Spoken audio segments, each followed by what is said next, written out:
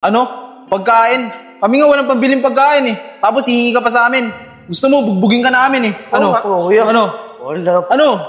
Labang ka ba? Lalabang ka ba? Ha? Uy, Nad! Yung bata, pinagtitripan ng dalawang lalaki. Tara, tulungan natin! Lalaban, kuya. Ano? Hoy! Kayong dalawa! Anong ginagawa niyo dyan sa bata? Hinangihingi sa amin siya ng barya eh. Kala naman niya, maloloko niya kami. Kung hindi niyo kayang bigyan, huwag niyo sasaktan yung bata. Sko, tara na nga. Hinangihingi lang mo si Titi. Tara, Nico. Nak, di ba sabi mo sa akin gusto mo na magkaroon ng kapatid? Ito na yon, siya na yung magiging kapatid mo. Siya si Vince at inampun na namin siya ng tatay mo. Ano, Nay? Nag-ampun kayo? Oo, Nay, sinabi ko na gusto kong magkaroon ng kapatid. Pero hindi ko sinabi na mag-ampun kayo. Ayoko dyan, paalisin nyo yan. Enjong! Enjong!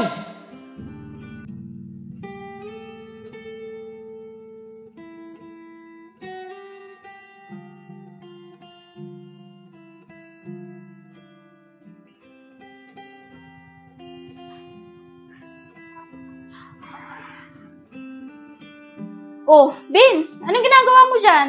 Ay, naglilinis po ako. Parang ito na po yung bahay ko sa inyo. Sa pagpapatira niyo po sa amin dito sa bahay niyo. Ay, Vince, akin na yan. Hindi mo na kailangan gawin yan. Inampun ka namin dito bilang anak, hindi para maging katulong. Ay, pasensya na po. Gusto ko lang po kasi makatulong sa inyo. Huwag mo nang isipin yon.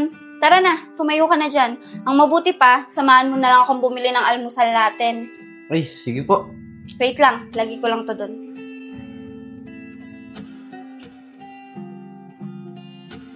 Tara na. Sige po.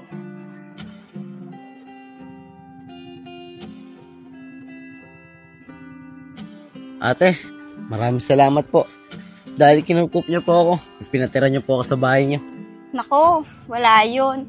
Tsaka, huwag mo na akong tawaging ate. Nanay na itawag mo sa akin at tatay naman kay Enad. Dahil simula ngayon, kami ni yung tatay yung magulang mo. Ay, maraming salamat po, nanay. Tara na, bili tayong almusal. Tara po.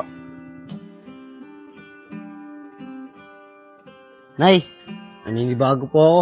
Kasi po, ngayon lang po ako makakain ng almusal. Lagi po kasi akong hapon na nakakain. Pagtapos ko po mamalimos. Ah, ganun ba? O sige, pag uwi natin, kumain ka ng marami ah. Siya nga pala, anong gusto mong ulam natin mamayang tanghali? Kahit ano po, Nay. Hindi naman po ako maarte sa ulam eh. Mabuti naman.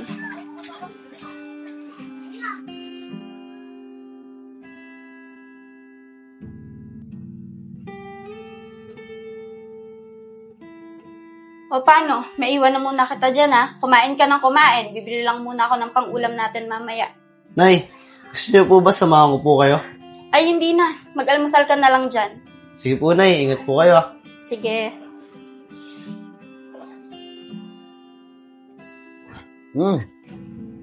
Masarap pala talaga kumain sa umaga. Ito? Oh! Ang kapal naman ng mukha mo, pati pagkain namin, kinakain mo. Teka, damit ko yan ah. Bakit suot mo yan? Sabi kasi ni nanay, suotin ko daw muna eh. Tsaka sabi ni nanay, mag-almusal na daw ako dito.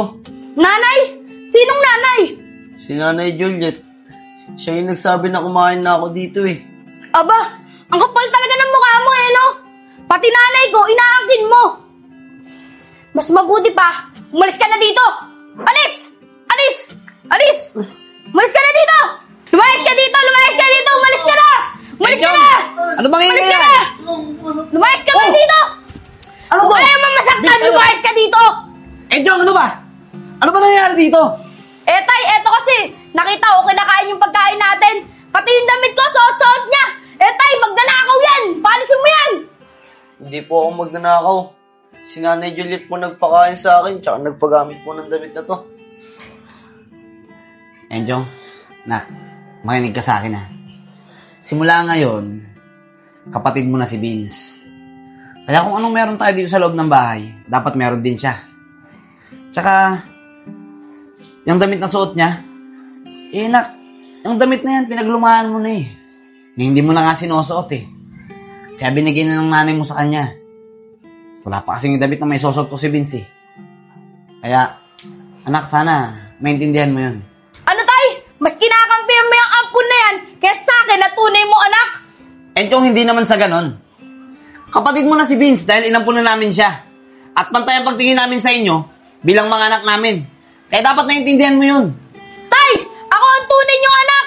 Kaya dapat mas mahal niyo ako kaysa dyan sa ampun na yan! Enchong!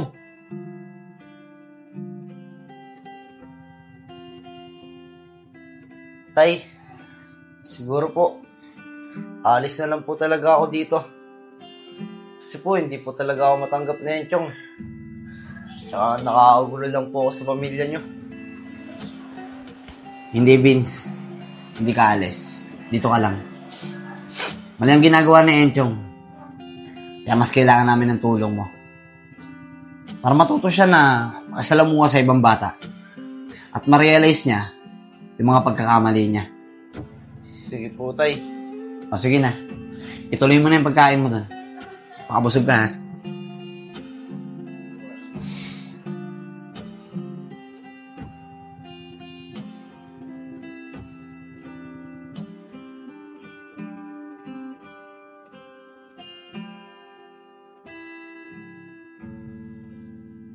Nad, Oh. hindi pa pagising si Enchong? Pansin ko kasi, kanina pa hindi lumalabas sa kwarto eh. Yun na nga eh. Gising na yan kanina pa. Kaproblema silang dalawa ng kapatid niya. Bakit? Ano nangyari? Nagtalo sila. Pinapalayas na si Vince. Kaya ang kinakagalit niya, yung damit daw na pinasuot mo kay Vince. Alam mo, sa tingin ko, dapat kausapin mo yung anak mo. Hanggang ngayon kasi, hindi pa rin niya matanggap na kapatid niya na si Vince. Hayaan mo, ako nang bahala sa kanya. Kakausapin ko na lang siya. Sige. Tsaka nakausap ko na rin si Vince. O sige, papasok na ako ha. Kausapin ko muna si Enchong. Mamaya na ako papasok sa loob, ha? Sige.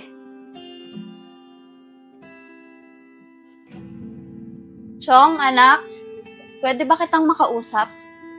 Opo, Nay. Nak, bakit ba lagi mong inaaway si Vince? Mabait na bata naman si Vince ah. Tsaka diba, sabi mo sa akin, gusto mong magkaroon ng kapatid. Bakit hindi mo magawang matanggap si Vince bilang kapatid mo? Eh, Nay, di ko pa talaga siya matatanggap eh. Katulad lang siya ng mga bata na nangaasar sa akin sa labas. Nay, pasensya na. Di ko talaga siya matatanggap. Nay, tulog na ulit ako. Nak, sana bigyan mo rin siya ng pagkakataon para makilala. Mabait na bata si Vince. Sige na, maiwan na kita dyan.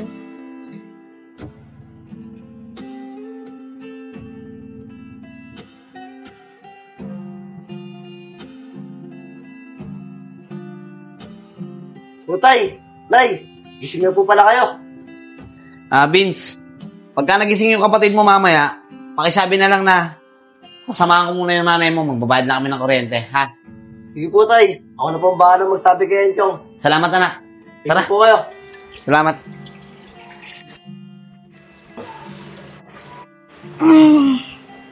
Malinis na.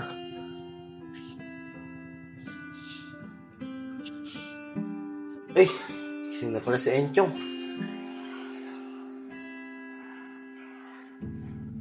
Chong, umalis nga pala si nanay tsaka si tatay. Nagbali sila ng kuryente. Sabi ni tatay, sabihin ko daw sa'yo pagkagising mo. Baka daw kasi hanapin mo sila eh. Anong pakialam ko? Tinatanong ba kita? Umalis ka nga sa harap ko, nabibisit ako. Sisira mo yung araw ko. Ay, pasensya na, Chong. Sige na, dito na ako. Sige na, umalis ka na. Dami mo pa sinasabi. Sana magustuhan na yung Chong to.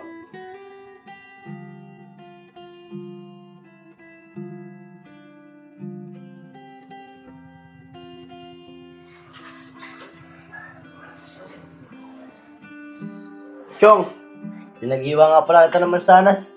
Sana magustuhan mo. Ayoko niyan. Saka pwede ba? Huwag kang magpapakita sa akin kasi naiinis ako sa mukha mo. Eh, Chong, bakit ka ba laging galit sa akin? Wala naman ako masamang ginawa sa'yo. Gusto ko lang naman na magkasundo tayong dalawa. Alam mo, Chong, pag ganyan lagi yung ugali mo, wala ka talaga magiging kaibigan. Kahit kailan, di tayo magkakasundo. Kaya tigilan mo na ako.